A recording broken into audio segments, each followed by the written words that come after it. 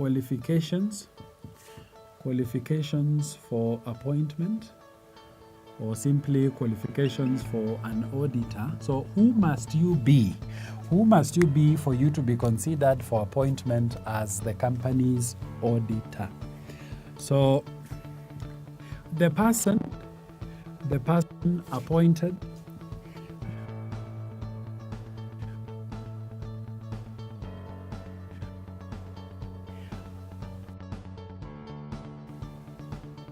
must be a member of the Institute of Certified Public Accountants of Kenya. They must be a member of the Institute of the Certified Public Accountants of Kenya, or a firm of qualified, or a firm of qualified partners, or a firm of qualified partners. So it is possible that we could be appointing an individual to take up the position of the company's auditor.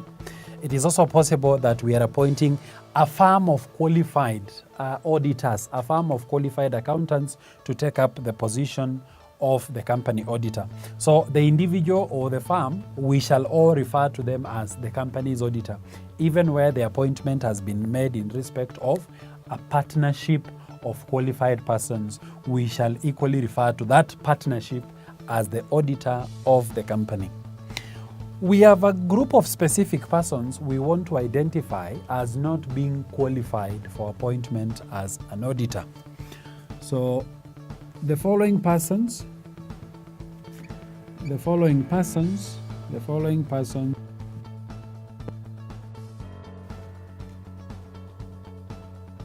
will not be qualified for appointment. So who are these people who are not qualified for appointment? One is an officer of the company. An officer of the company will not be qualified, and you would understand why. An auditor, in the performance of their obligations, must be an independent person. That is, independent from the company. They must be non-partisan. So an officer of the company will be failing in that regard of being an independent person. The other person disqualified is an employee.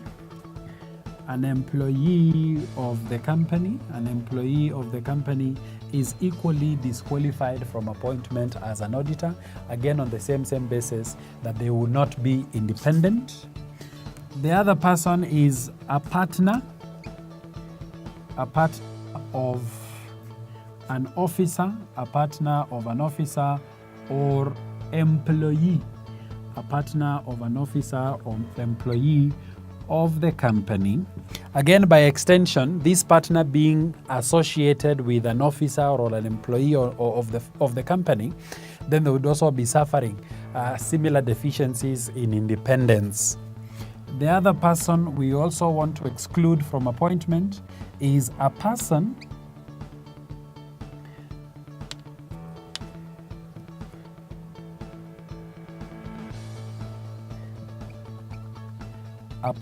in employment of an officer,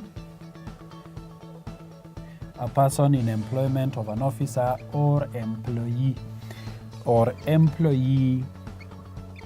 of the company, a person in employment of an officer or an employee of the company.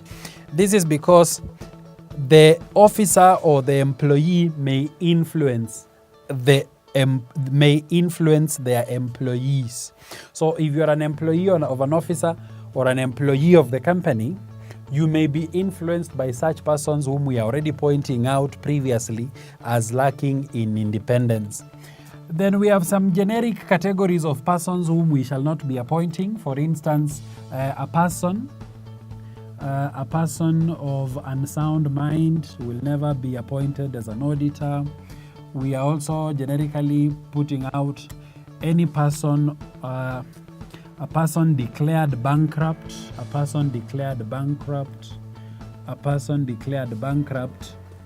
And then finally, a person not qualified, a person not qualified as an auditor, a person not qualified as an auditor or an accountant. That person is expressly disqualified from appointment as an auditor of the company.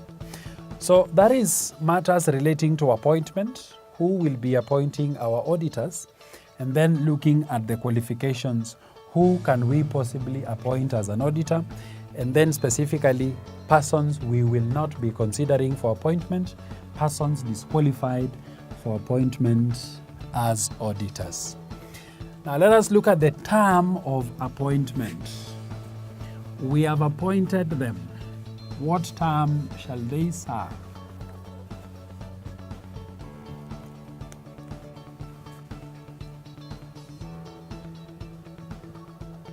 The term of appointment.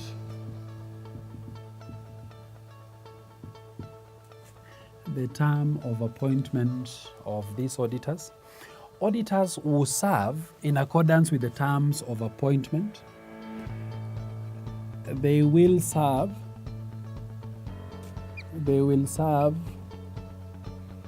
according to the terms of service. According to the terms of service.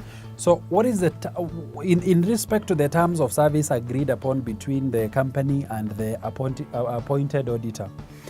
What is the specified term or the specified period within which they will be in office? We must specify that they will not occupy office. They will not occupy office until any appointed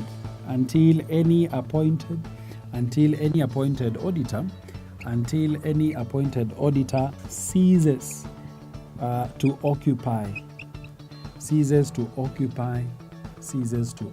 office. That we cannot have two appointed auditors in office at the same time. That if we already have a serving auditor, the term of any other appointed auditor can only begin after the previously appointed auditor's term comes to an end and they have ceased to occupy office. So once they're in office, as a result of there being no currently serving auditor, for how long will this auditor remain in office? That the auditor will occupy office until the next meeting where the financial statements